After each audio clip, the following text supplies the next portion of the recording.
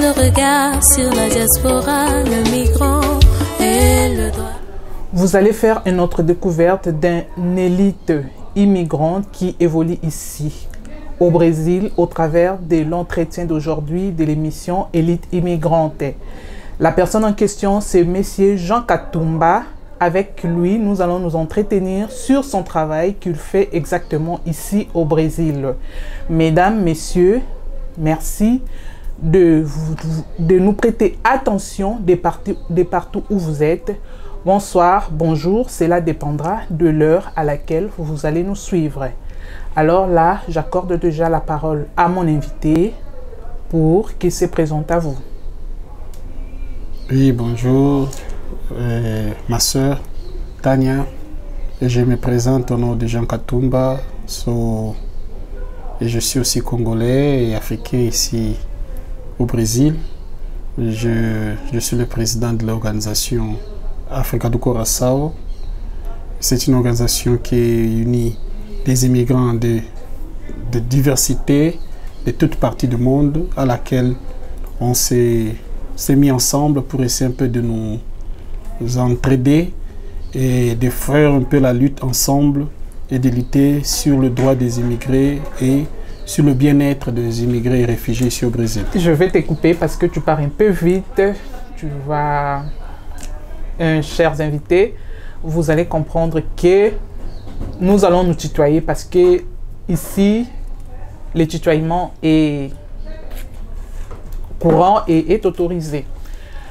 Je disais que je te coupe parce que tu entres déjà dans le développement de ce qui est préparé. Monsieur Jean Katumba, dites-nous, vous avez déjà combien de temps ici au Brésil? Je viens de faire 7 ans le 22 juin de cette année. Ok, 7 ans. Et quand vous étiez arrivé, comment est-ce que vous étiez accueilli ici au Brésil? Bon, le Brésil, c'est pas le paradis. Le Brésil a tant de difficultés. Je m'en souviens dans ces périodes-là de 2013 que je suis arrivé ici.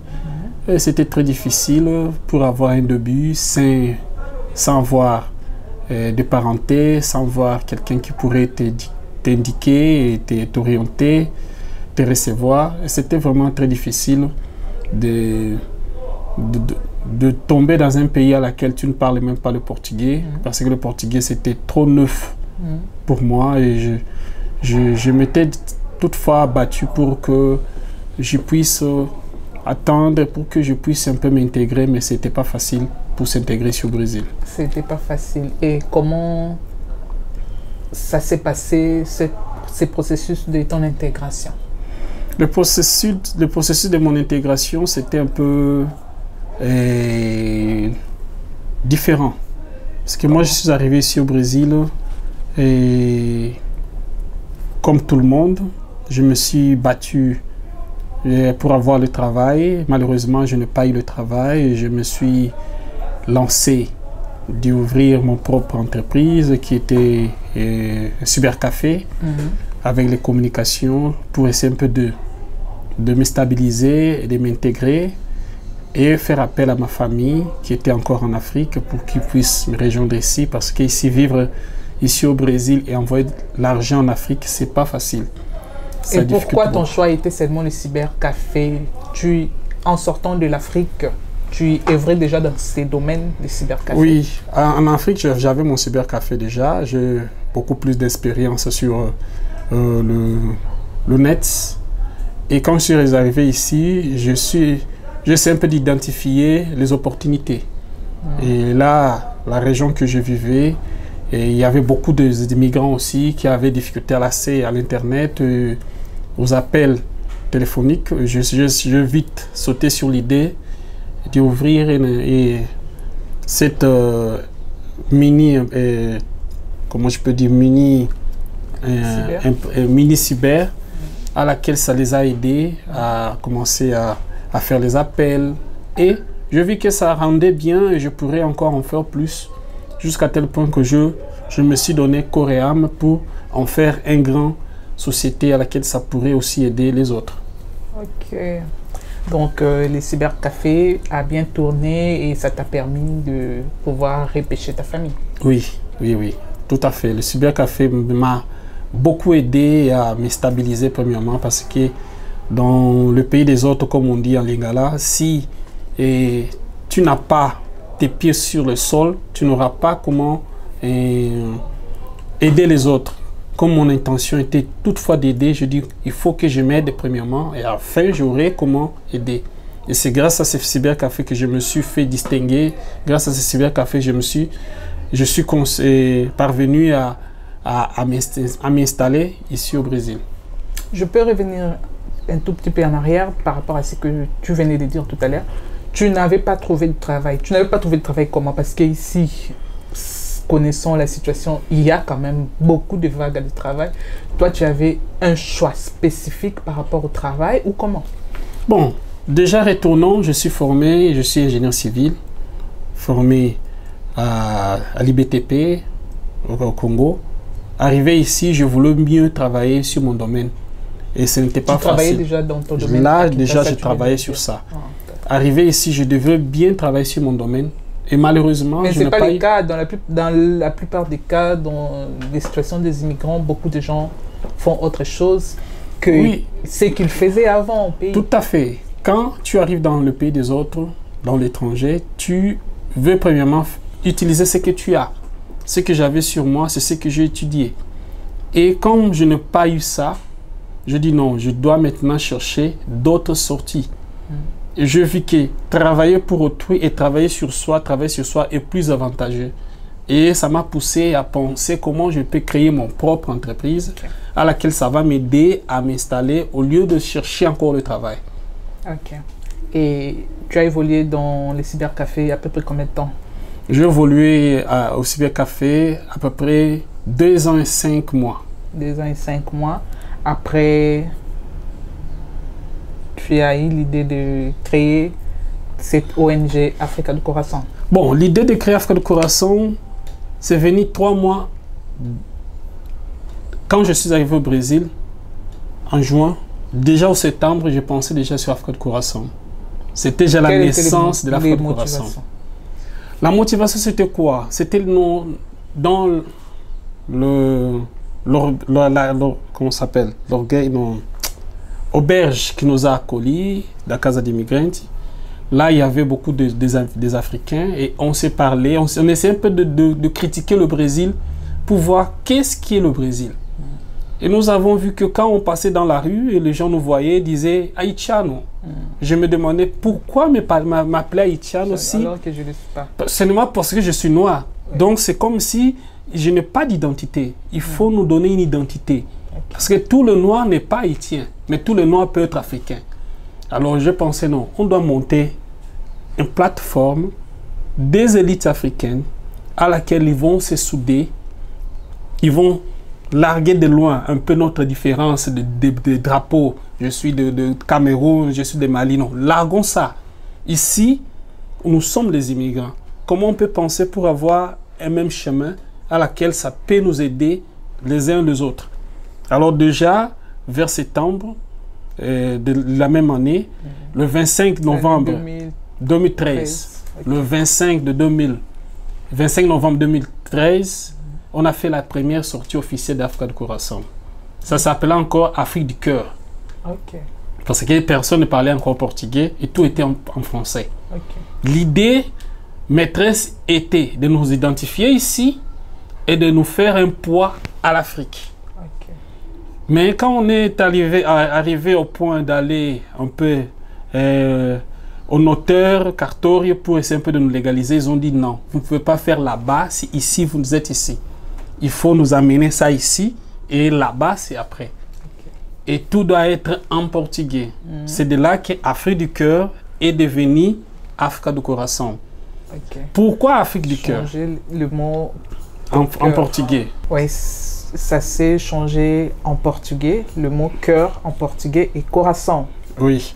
Et pourquoi Afrique du Cœur? Afrique pour l'identification, pour montrer que, à part d'être Congolais, Angolais et Guinée-Bissau, on est des Africains. On se sent bien quand on nous appelle les Africains.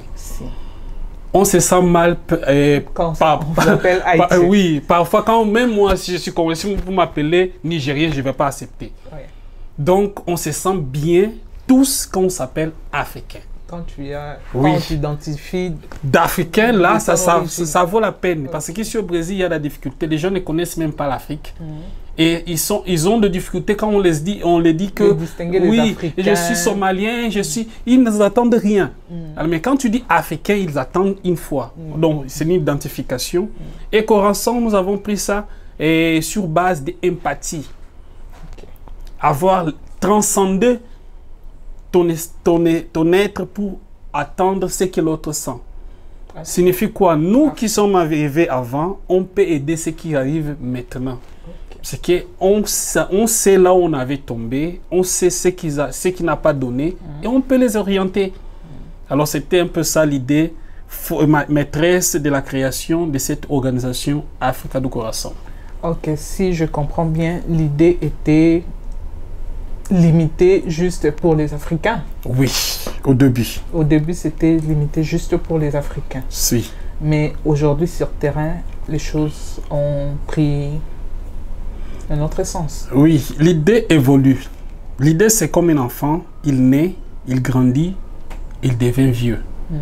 L'idée de la naissance, comme je viens d'étaler, premièrement, c'était pour les Africains. Une union africaine, des communautés africaines. Et qu'est-ce que ça a eu, qu'est-ce que ça a donné pour que ça change? Déjà, le 25 novembre 2013, le lancement officiel d'Africa do Coração, comme il n'y avait pas les documents, ça restait comme une organisation mort-née. Ok. Mais et mort. ça s'est relancé après combien de temps? Oui, alors, en 2014, j'ai créé le projet Copa de Refugiados. On va y arriver. Donc, je voulais seulement sauter sur là parce que c'est le projet Copa qui nous a donné cette marque que nous avons. Ok.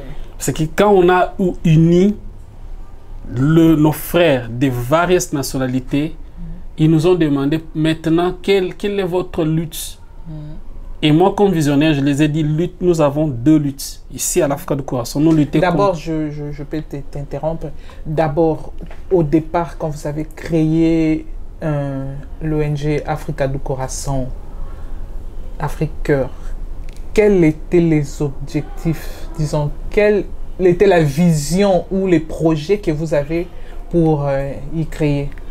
La vision était premièrement de nous mettre ensemble. De vous mettre ensemble et réaliser quel genre de projet, par exemple? Projet, premièrement, de nous aider, nous entraider. Signifie quoi? À part nos rivages des nationalités, moi, je peux aider un Camerounais.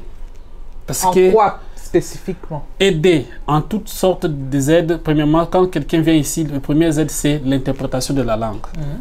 Dans ces périodes-là, il y avait des difficultés. Si quelqu'un vient ici qui ne parle pas portugais, avant d'aller à la police fédérale, il faut amener quelqu'un qui parle portugais. Alors, imaginons quelqu'un qui vient ici, qui est de la Somalie. Il y a premièrement la difficulté d'avoir une autre quelqu'un de la Somalie. Alors, comment il va aller à la police fédérale? On doit lui laisser seul parce que les Somaliens, nous sommes africains. Mais à ce que je sache, déjà, pendant que vous étiez arrivé, il y avait déjà des ONG, des gens de ce type qui œuvraient sur terrain. Bon, et pourquoi cette idée de créer Africa Cœur ou Africa do Coração vous est venue? Parce que vous avez trouvé qu'il y avait il y avait des failles quelque part, où il y avait des services qui n'étaient pas rendus, ou comment? Oui, il y avait non seulement des failles, il n'y avait pas ces services. Tu vas à Caritas, on t'appelle la police fédérale, Caritas te dit cherche quelqu'un. Tu vas chercher où? Il ne disponibilisait pas des interprètes. Il ne disponibilisait pas, il dit va chercher quelqu'un. Tu vas chercher où? Tu comprends un peu? Immigrant arrivé dans un pays inconnu, il te dit cherche quelqu'un qui t'accompagne là, qui parle. J'ai remarqué que ça, c'est une opportunité. Et si donc, vous on avez fait un constat, il y avait ce problème qui rongeait les immigrants, et vous êtes sauté sur ça pour saisir l'opportunité. Oui, cette opportunité, c'était en premier cas, c'est ça. faciliter quelqu'un qui vient d'arriver, qui ne parle pas notre langue, qui ne parle pas la langue d'ici, pour qu'il puisse accéder et connaître un peu le Brésil. Mais je sais qu'il y avait d'autres personnes qui le faisaient d'une manière informelle. Oui, il y avait... S'ils rencontraient quelqu'un de ce genre, et moyennant quelque chose, ils t'amènent. Oui, il y avait aussi des associations communautaires à laquelle ils faisaient ça. Mais moi, j'ai vite pensé, si quelqu'un ne fait pas partie de cette association, s'il ne fait pas partie de cette communauté, quel sera son sort? On doit le laisser seul? Non. On doit l'aider.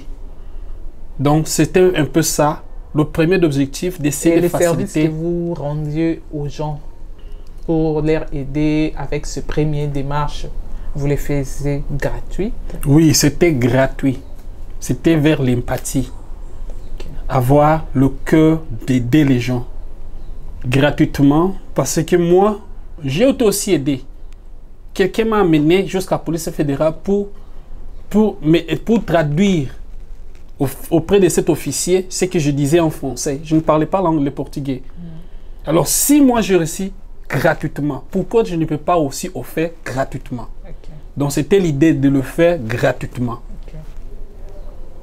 Ok. Et je sais, vous parlez de la gratuité, mais je sais, pour arriver à réaliser quelque chose de gratuit, vous devez d'abord vous-même déjà être,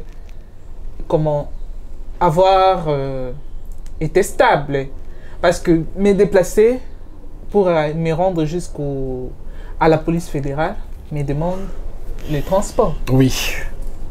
Je dois être en forme, je dois manger, je dois être en forme pour t'accompagner parce que je peux y passer 2 heures, 3 heures du temps là-bas. Oui, oui. Et d'où venait la motivation?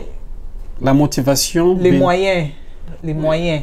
Moyens ou motivation? Pas pour essayer d'aider les autres, les moyens. Bon. Vous parlez de moyens, moi je parle de la motivation. Parce que la motivation est plus que le moyen. Okay. Tu peux avoir le moyen, mais quand tu n'es pas motivé, tu ne fais rien. Mais quand tu as la motivation, même si tu n'as pas l'argent, si tu es motivé, tu vas aller aux États-Unis à pied, sans argent. Donc la motivation est plus grande que le moyen. Okay. Donc moi j'étais motivé et de la sorte que, premièrement, j'avais la chance d'ouvrir mon propre land house qui m'a beaucoup aidé, me donner non seulement une stabilité monétaire, mais une stabilité de cœur, parce que je ne cherchais pas le travail. Et je pourrais me disponibiliser pour, comme c'est mon propre travail fermé, il y a beaucoup de gens que j'allais jusqu'à l'aéroport. Je le prends de l'aéroport jusqu'à la police fédérale. Je lui dis, fais ça, ça, ça, ça. Après l'aéroport, quelqu'un doit être logé quelque part. Il dort à ma maison et après je le lève. Il y en a beaucoup, surtout des Congolais. Okay. Je fais ça.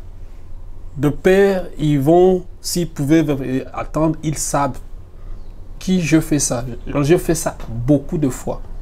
C'était ma motivation de voir que moi je réussis gratuit et je dois aussi offrir aux autres. Donc c'était ça premièrement. Et la motivation aussi c'était que on doit faire quelque chose. Nous, on doit faire quelque chose. Comme déjà c'était l'idée, était née de moi d'avoir une organisation qui aide. C'était seulement de toi ou c'était un groupe? Bon, on était au groupe, il y avait un Camerounais qui est Matip, il y avait un Congolais aussi qui est Blaise Pancel. On était à 3, on discutait sur l'immigration, comment être immigrant. Alors, l'idée est venue de moi et le propos du nom aussi. Et c'est moi qui ai rédigé le premier statut de l'organisation, seul en français. Ok. Et l'Afrique de Croissant a déjà combien d'années depuis sa création? Maintenant, si je veux légalement, ça signifie avec CNPJ, nous avons 5 ans. Et avant, signifie c'est 7 ans. Comme j'ai 7 ans, c'est 7 ans aussi. Okay. Ici aussi, au septembre, ça va faire 7 ans. Parce que c'est né le 7 septembre 2013. Oui.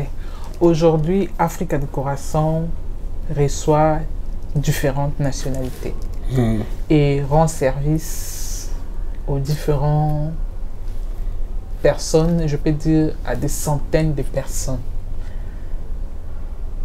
Je veux savoir d'où viennent les financements. C'est par des cotisations ou vous avez des partenaires?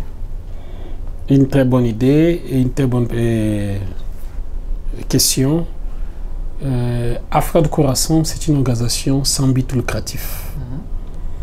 Africa do Coração travaille avec des partenaires. Parce que vous ne m'avez pas laissé étaler comment Africa do Coração marche. Nous avons c'est l'occasion que je te donne qui ne pouvait pas déjà tout avaler. Dans notre lutte, nous avons deux branches comme des pieds. Qui sont? Nous luttons contre le préjugé et la discrimination. Les préjugés, les préconcepts en portugais, c'est ça? Oui, préjugés, c'est préconcept. Et la discrimination. C'est ça notre cheval de bataille. Okay. Pourquoi seulement vous avez choisi ces deux piliers? Ici au Brésil, tout le monde dit et les difficultés des migrants ou des réfugiés, c'est parler portugais. Moi, je dis c'est faux. C'est un pardon anticipé. Parce que pour donner à un migrant de faire, de nettoyer ici, ça ne demande pas portugais.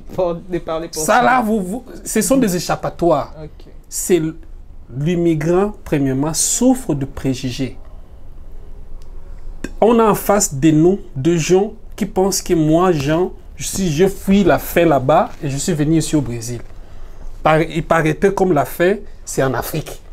Ici au Brésil, il n'y a pas la faim. Mais ce n'est pas leur problème, c'est ce que le média impérialiste, les médias internationaux mettent à leur disposition. Tout à fait. Et quel sera notre contrepoids? De faire passer ce qui est vrai et d'enlever ce qui est faux. Il y a le préjugé racial, il y a le préjugé religieux. Donc, il y a beaucoup de sortes de préjugés. On n'a pas préjugés sur le plan professionnel, donc, sur le plan des diplômes, donc tout ça, sur le plan d'études, tout ça. Donc, tout cela, nous avons pensé, non, on doit lutter premièrement contre le préjugé. Et le préjugé agende, a comme fils l'exclusion. Quelqu'un qui a déjà le préjugé sur toi, il t'exclut. Sans même tu dis bonjour, tu t'exclus. Il t'exclut déjà, sans même s'entretenir avec toi, sans même savoir de quoi tu es capable. Chercher à savoir de quoi tu es capable. Nous sommes rongés sur ces mots-là du préjugé. Et le préjugé agende la discrimination. Et la discrimination entame les xénophobies. Donc ce sont une après l'autre. Donc on doit attaquer sur le plus vieux, c'est les préjugés, pour qu'ils puissent savoir ou pour qui. Alors dans notre deux rails, on a aussi deux luttes. Première lutte, c'est négocier avec les communautés brésiliennes pour qu'ils connaissent pourquoi nous sommes ici. Et comment se passent ces négociations? Nous ne vivons pas tout près de la police fédérale ni de la préfecture. On vit avec eux. C'est avec eux que nous partageons des supermarchés, des omnibus, et ils doivent savoir pourquoi nous sommes ici. Alors, comment se passe cette négociation?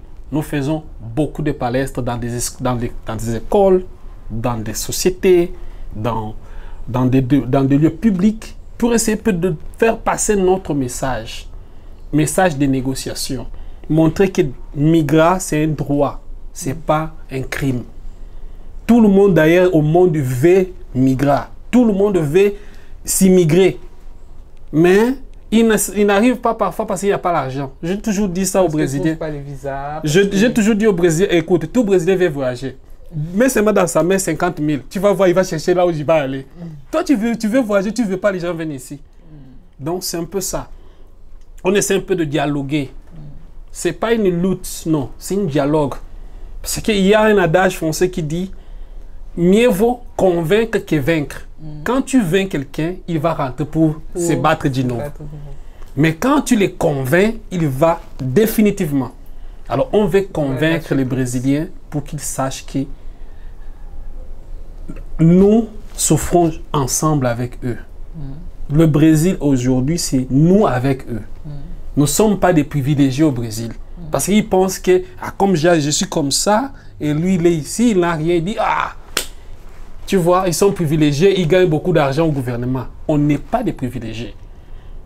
Alors, cette négociation... Parce que, bon, d'après eux, ils voient seulement que les gouvernements disponibilisent ça pour les immigrants, les gouvernements disponibilisent comment on appelle, les vagues de travail pour les immigrants, les gouvernements disponibilisent, par exemple, comment? Les mots français m'échappent. Les habitations pour les immigrants, par exemple. Et ils voient ça. C'est combien sur pourcentage? C'est comme un musicien congolais que j'ai toujours accepté d'écouter ses sages conseils. Il dit qu'ils nous ont donné l'argent, mais sont combien? C'est combien? Vraiment. Combien de vagues de travail que d'ailleurs, les immigrants sont combien? Pas même 1% au Brésil. Donc, ici au Brésil, nous sommes rien. Donc, il y a des gens, c'est pour cela, ça nécessite ce dialogue. Quand on fait nos palestres, les gens disent, en tout cas, on n'a jamais su que c'est comme ça. Donc ça, c'est un point fort. Et l'autre point... Quelque part, vous amenez un réveil. Oui. Alors, la seconde canot, c'est avec les gouvernements. Avec le municipalité, le gouvernement. On s'essaye pour négocier. Nous ne sommes pas des Lula livrés ou des Lula preso. Nous sommes sur le droit d'immigrer. Parce que ils ont, ici au Brésil, ils ont une avancée terrible.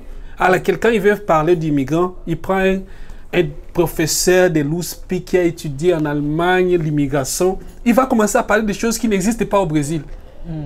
Alors, à ce point-là, on leur dit, écoute, moi j'ai beaucoup d'expérience d'être immigrant au Brésil que toi, tu n'auras jamais dans ta vie. Donc ici, c'est moi qui parle. Si tu veux parler Allemagne, il faut aller en Allemagne. Pour que l'Allemagne, ce n'est pas le Brésil. Alors on essaie un peu de chercher le protagonisme. Les protagonistes d'immigrants. L'immigrant doit parler de lui. C'est moi qui connais bien mon nom, plus que tout le monde. Et non, lui va parler mon nom. Ça, c'est quoi?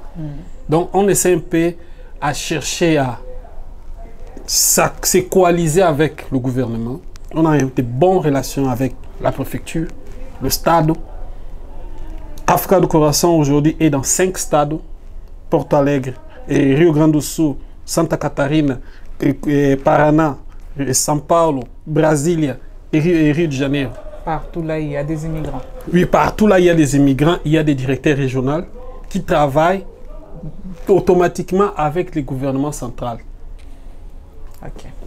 Donc c'est un peu ça. On est, à partir d'eux qu'on a des partenariats avec aussi des organisations internationales comme Akino et OIM. Ce sont nos 2 partenaires que nous avons. Chaque fois, ils nous envoient aussi quelques sous pour maintenir l'organisation. Parce qu'ici, on paye, on n'a pas encore acheté, on a les projets pour acheter cet endroit ici. Et d'autres partenaires comme la Croix-Rouge, comme... Il y en a beaucoup. On a beaucoup de partenaires qui croient en nous. Ouais.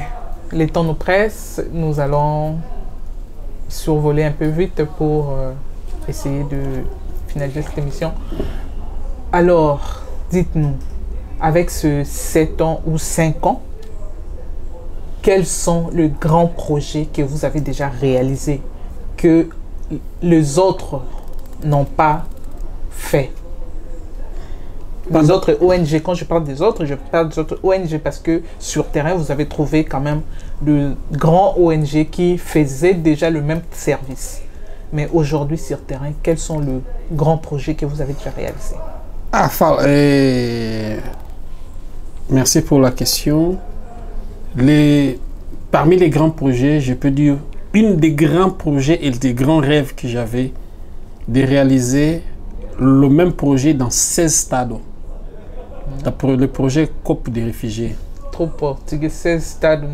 Si, 6 personnes qui parlent français. C'est un peu ça. On est un peu. Le français nous a trahis. Des fois, on parle français, on mixe avec le portugais. Le portugais, vous comprenez un peu ça. Donc la langue s'est déjà habituée. 6 États que nous avons réalisé l'année passée, dans 6 États brésiliens, le même projet. En tout cas, on a eu beaucoup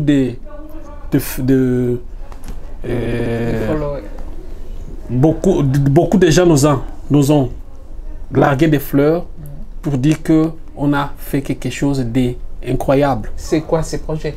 Le projet Coupe des réfugiés, c'est une copie de Coupe du Monde à laquelle les immigrants s'y unissent dans une équipe représentant leur pays d'origine. Équipe de football. Donc ce n'est pas seulement football sur football.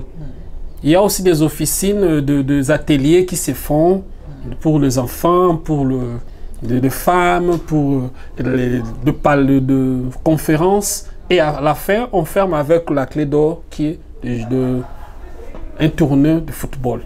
Alors cette tournée-là, elle compose... Comment ces tournois de football? Bon, le tournoi... C'est entre des nationalités. C'est un coupe du monde, en vrai dit, mais organisé avec des équipes qui représentent leur pays, mais qui sont amateurs. Au Brésil. Au Brésil. Ça a commencé ici déjà à 2014 et à São Paulo, à laquelle on a essayé un peu de unir 16 pays qui ont participé et ça a donné une bonne visibilité. 16 en français, 16 en portugais. 16 en français. Donc 16. 16. Donc, ça complique. Oui, quand on dit 16, devait dire 16. Donc, bon, il faut se contrôler parce que comme on a des sims, parfois tu utilises d'autres sims et tu ne sais pas que tu es en train de parler en portugais. Bon, c'est 16. 16 équipes qui ont participé et après cela, on a essayé un peu à faire ça, répliquer le projet dans tout le stade. Donc, ils disputent premièrement local et le champion qui va gagner va avoir le billet pour aller disputer l'étape nationale avec les champions de d'autres stades. Donc, c'est un des projets maîtresses qui nous donne beaucoup de visibilité parce que comme le Brésil c'est un pays de football et la Copa nous a donné un éclat énorme comme un projet et ça nous a fait asseoir avec des grands, de discuter avec de grandes organisations à partir de ces projets-là. Et toutefois, comme mon idée, c'était pas que l'organisation soit comme une organisation FIFA. Non, nous ne sommes pas FIFA. Nous sommes une organisation contrepoids des immigrants, à laquelle les immigrants doivent avoir le droit de parole. Et non seulement jouer le football. Moi-même, je ne joue pas au football. J'ai déjà laissé de jouer, ça fait déjà plus de 20 ans passés. Mais comme j'aime organiser, j'ai initié le projet et on a essayé un peu de l'amplier. Et actuellement, l'année prochaine déjà, ça sera pour la première fois la Copa va se jouer en Argentine. Je suis en train de provoquer en Argentine et en France. Parce que nous avons élargi notre organisation. Et déjà dans l'Assemblée générale, on a opté sur l'ouverture de l'Afrique du Corazon en Argentine et en France. Parce que l'objectif est de faire une organisation internationale qui unit les immigrants, qui met les immigrants à la tête. Ici, les immigrants sont à la tête, les Brésiliens sont les adjudantes. En tout cas, c'est bien. Et ma question est de savoir, maintenant, les équipes ou les joueurs qui jouent aux coupes de réfugiés, ils restent amateurs ou ils sont formés pour devenir des footballeurs professionnels pour y intégrer peut-être d'autres équipes nationales comme internationales? Au début, le projet a commencé avec les joueurs amateurs. Actuellement, là, le projet, c'est plus pour les amateurs. Ce sont les joueurs même. Ça a tourné. les tournées, vraiment, ça a pris tournure. notre tournure. Parce que les équipes veulent chercher où se trouve Neymar, où se trouve Ricardo, où se trouve Kaka. De leur communauté même. Donc, ce n'est pas de la blague. Donc, il y a premièrement l'amour de la patrie qui... tout le pays veut gagner pour faire la marque que notre pays avait gagné. Et de l'autre partie, il y a aussi... nous avons... Dans ces projets ici, tu racontes pas, on a créé un sous-projet. C'est pas un sous-projet, mais un projet qui s'appelle Malaika School et Malaika Football. C'est un club de moins de 20 ans qui est déjà sur terrain. Nous avons des bottines ici, des joueurs. Ils s'entraînent. C'est notre vitrine. Le bon joueur qui joue là, l'année passée, on avait 1230 joueurs. Joueurs immigrants. Immigrants, 1230. C'est un projet qui est baptisé mais grand projet de l'Amérique latine. Parce qu'on avait, ici à São Paulo, on avait 30 équipes. Seulement à São Paulo, de 20 joueurs. 30 équipes. De 20 joueurs, si tu veux totaliser, c'est 60 personnes, 600 personnes. Seulement ici. 30 fois 20, 600. 600. Seulement des différentes nationalités. Oui. Donc, dans d'autres stades, on a 15, 16, c'est un peu comme ça, c'est éparpillé. Et ces joueurs-là, ils le font, bon, donc, ils le font juste par motivation. Non, il y a dans toutes les sont quand même de toutes les communautés, il y a des joueurs, il y a des gens qui aiment le football, qui se sont déjà formulés comme équipe de football. Alors, le pilier de l'affaire, c'est quoi? L'organisation avec la marque Copa. C'est devient une marque. Tout le monde veut jouer pour se faire voir. Copa do Réfugié. On a des joueurs qui étaient à Malaika. Actuellement, ils jouent déjà à la seconde division ici au Brésil. Demain, après-demain, division division B. Deuxième division. Deuxième division. D'ici au lendemain, ils peuvent sortir même à jouer à Corinthians, à Palmeiras. Pour nous, c'est une honneur d'avoir une historique. Ce gars ici a joué aussi avec les autres. Donc, c'est un peu ça. On essaie un peu de taper dans des portes, de chercher que les gens puissent voir aussi aux immigrants de talent. Tu vois, la France a gagné la Coupe du Monde avec les immigrants. Les immigrants aussi savent jouer le football. Pourquoi pas eux? Pourquoi la discrimination? Si nous luttons contre, alors on va accélérer pour que les immigrants jouent ici au Brésil. Ils savent jouer aussi. Ok, c'est une bonne chose. Vous suivez notre conversation, vous voyez de quoi les immigrants sont capables. Notre frère congolais, il a initié et vous entendez aujourd'hui combien de grands projets qu'il est en train de réaliser ici. Ces projets sont réalisés pas seulement avec les Congolais, mais avec les Africains et puis autres nationalités. En dehors des Africains, quelles sont autres nationalités que vous rendez service? Bon, Africa do Coração, déjà, comme c'est une émission, aujourd'hui déjà, on a légalisé notre nouveau statut. Et il va s'appeler Pacte pour le droit d'immigrer. C'est ça le nom qu'on a voté pour essayer un peu de s'élargir parce que ça va ouvrir en France et en Argentine. Il faut avoir un nom marque et non un nom limitrophe. C'est quand on dit déjà Afrique du Coração, c'est pour les Africains. Mais la connotation que nous avons maintenant, dans la directoire fédérale, je suis le seul Africain. Dans la directoire fédérale, je suis le seul Africain. Donc, il y a de Népal, il y a de Syrie, et Bangladesh, Cuba, et Équateur. Donc, il y a du monde. Et ce sont les immigrants qui se sont identifiés qu'on doit lutter ensemble. Si on veut lutter chacun pour soi, Dieu va être pour tous. Mais si on veut lutter ensemble, on sera avec Dieu. L'union fait la force. Oui. Donc, on n'a pas de limiter les nationalités. C'est une organisation de et pour les immigrants. Et notre statut laisse clair. Qui peut devenir président après moi, ce n'est qu'un immigrant.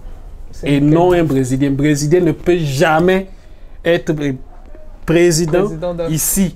S'il veut être président comme l'autre a fait, il était ici notre volontaire, il est allé en France, maintenant il est notre représentant, notre chef de mission d'Africa de Croissant en France. Okay. Mais ici, jamais. Ils ont déjà beaucoup de ONG, ils peuvent être présidents là-bas. Mais ici, pas moyen. Ok. Voilà, nous tendons déjà vers la fin de cette émission. Aujourd'hui, s'il y a quelqu'un qui veut emboîter les pas dans ce que vous faites, quel serait votre conseil? Qui veut emboîter les pas dans le domaine de ONG caritative, soit ici au Brésil, soit en dehors du Brésil, un immigrant comme toi. Bon. Parce que je sais qu'il y a des gens qui ont ces projets et avec qui on en parle. Là, déjà, je vois l'exemple d'un ami, Jusqu'à Mokobo. Il est présentement au Canada. Quel serait votre conseil? Bon, ici déjà, nous avons dans nos services orientation juridique pour les organisations. Nous appuyons l'union des personnes immigrants. Nous appuyons.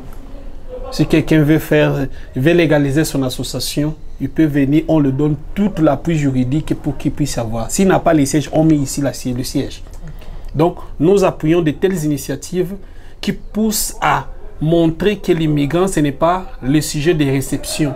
Il donne aussi. Voilà. Donc, celui qui se disponibilise pour donner, il n'a qu'à nous faire signe. On n'a pas besoin qu'il soit partenaire, soit en dessus de nous. On n'est ni en haut, ni en bas. Et on veut être en cima de ninguém, comme les Portugais disent. Donc, à la tête des personnes. Ouais. Seulement, on veut créer cet noyau, que ce soit un noyau fort. Vous imaginez, madame, si comme je toujours, un érythréen ou soudanais. As-tu déjà vu combien de Soudanais? Ces nationalités ne sont pas nombreux. Oui. Qui va s'intéresser? Qui peut l'aider? Mais vous imaginez s'ils ont une organisation forte. Quand il vient ici, on appelle son président. Oh, regarde, il y a quelqu'un qui est ici qui ne parle ni français, ni anglais, ni portugais, ni arabe. Donc, tu dois l'aider. Donc, quand on aide aussi une organisation, on a cette séquelle de parcerie, de partenaires. Et cela aide beaucoup. Alors, pour en finir, des gens qui ont de telles initiatives, ils ont notre appui. On veut les appuyer. Si ça dépendrait seulement de nous, on peut. Et si quelqu'un a les idées, il est en dehors du Brésil, il veut être notre représentation, qu'il entre en contact. Il y a tout un service sur pied, parce qu'il faut avoir premièrement l'idéologie. Quelle est notre idéologie? L'idéologie, c'est tous ensemble. Voilà. De ne exclure personne. Okay. Parce que quand on est ensemble, c'est qu'on a toujours des réclamés. D'ailleurs, dans notre statut, actuellement, on a énuméré ça. L'Africa de Croissant, c'est une organisation universelle. Avec des concepts d'universalité. Signifie, quand tu es africain, cherche à être tout près d'un Asiatique. Et non, cherchez pas seulement africain. Vraiment. Il faut chercher quelqu'un qui est très différent de toi. Alors là, tu vas... Pour essayer un peu de se mixer. Ouais. Quand tu arrives à faire ça, tu es déjà international. Donc c'est un peu ça. C'est un peu comme briser les murs, quoi. Oui, briser ce mur de séparation de drapeaux. C'est ainsi qu'on a mis le drapeau. Parce que ça, là, le drapeau ici, ça nous sépare. Tu restes comme ça. Je suis Congolais. Donc, je ne peux pas aider un Angolais. Pourquoi? Il a pris ta femme. L'ouverture d'esprit, quoi. Oui, il a pris ta femme. Et qu'est-ce qu'il a fait? Il faut l'aider. Donc, c'est un peu ça. Ouverture d'esprit. Le drapeau ici nous a fait entrer dans des chambres à laquelle on ne peut pas même savoir ce qui est dans le salon. Voilà. Mais on veut tirer le drapeau, tirer les frontières, mettre les ponts à laquelle on peut se dialoguer. Voilà. Et une dernière question pour finaliser cette émission. La pandémie Covid-19 bat les records. Qu'est-ce que Africa de Croissant réalise principalement en cette période de pandémie? Bon, c'est une année qui, on avait un temps plein. L'année passée, j'ai voyagé plus de 18 voyages. Cette année, c'était le plus. Je devais voyager. Tout est stoppé. Et tout est réajusté pour la cause de pandémie Covid-19, qui est coronavirus. En profitant, je laisse mes considérations à toutes les familles qui ont perdu le leur. Et de toutes les manières, nous savons que la maladie existe. Il faut sensibiliser nos communautés. Il faut leur montrer qu'il faut respecter les gestes barrières à laquelle nous amène à non passer la maladie aux autres. Et Africa de Corazon est en train de faire beaucoup de projets sur ces maladies. On a commencé premièrement à faire un projet qu'on a appelé Action Solitaire, Action de la Solidarité, à laquelle on a sensibilisé durant 2 mois plus de 2000 cestas básicas qu'on a distribuées dans 16 stades. Et Cesta básica. Cesta básica, panier de la ménagère. Panier de la ménagère, c'est un carton à laquelle il y a des aliments, de vivres frais à laquelle les gens vont utiliser durant les périodes. Et après ça, on essaie un peu de voir des gens qui ont des difficultés pour avoir l'appui financier que le gouvernement a disponibilisé. Et on essaie un peu aussi de voir des cas déjà qui sont contaminés. Il y en a beaucoup. On a perdu beaucoup des immigrants qui jusque-là, ça ne se dit pas. Et même notre vice-président, il a perdu sa mère ici. Donc, à part ça, on est en train de faire d'autres projets. On a mobilisé des masques. Il y a beaucoup de masques que des gens ont en train de nous offrir. On est en train d'accompagner notre communauté actuellement, nos communautés immigrants, pour qu'ils puissent se sensibiliser, savoir que la maladie est là. On doit utiliser les gestes barrières pour que la maladie ne s'espalhe pas. Et à part ça, on est en train de voir un peu sur l'horizon, après pandémie, qu'est-ce qu'on doit faire. Ce qui est un bon visionnaire doit voir après, et après, et après. Et après, et après. Je pense qu'aujourd'hui, on n'aura pas le temps de parler de projets d'avenir parce qu'on doit déjà interrompre cette émission. Vous serez disponible d'y revenir pour en faire un deuxième numéro et parler de votre statut, parler de projets d'avenir. Ah, tout à fait, je suis à disposition. Je vous félicite pour l'initiative, bien louable. D'ailleurs, je suis un des gens qui avaient applaudi de la première naissance de cette initiative. J'en suis conscient.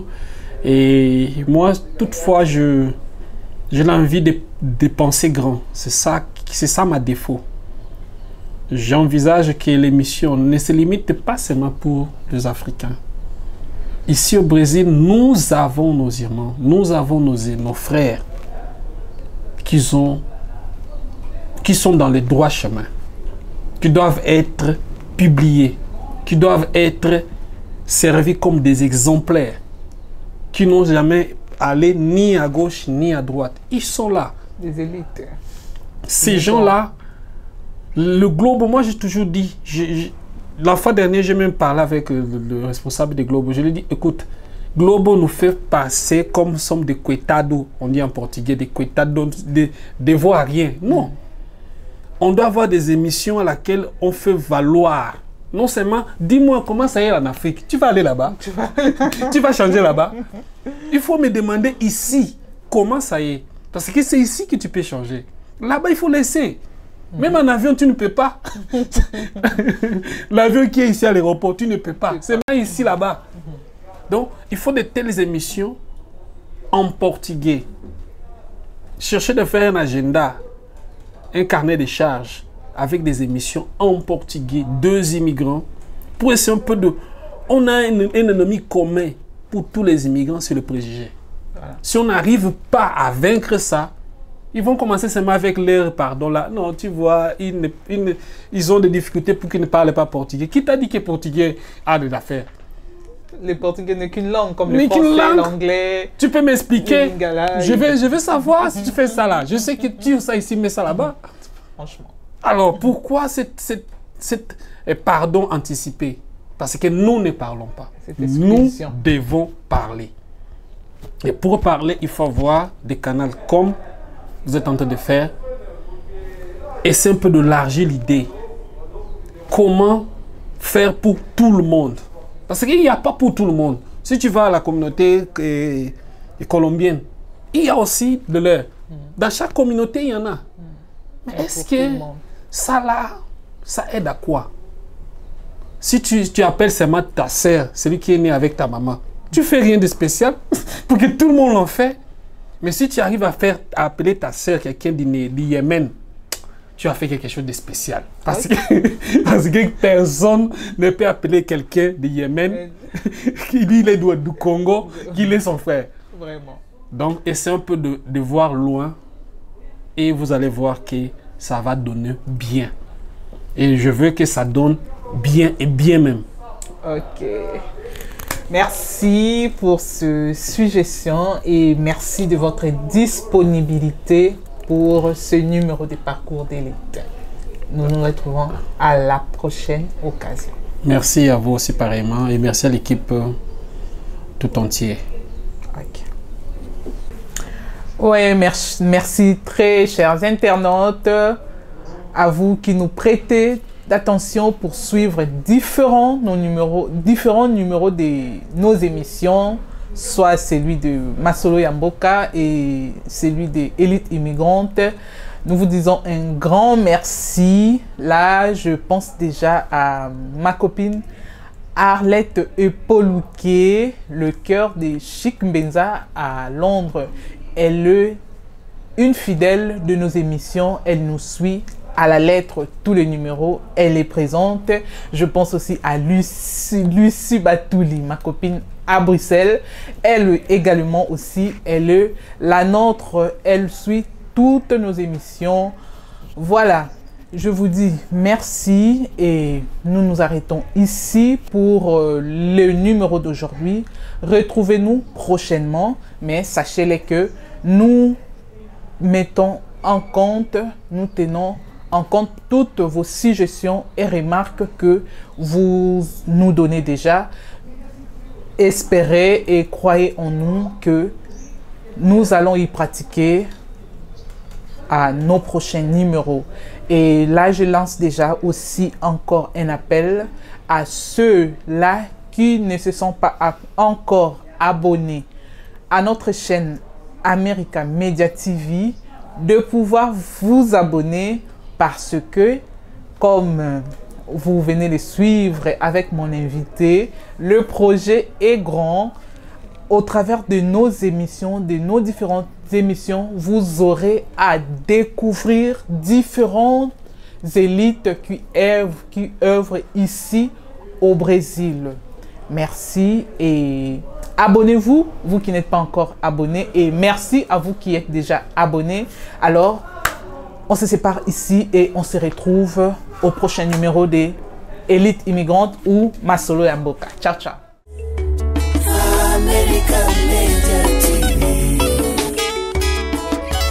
Ayant le regard sur la diaspora, le migrant et le droit.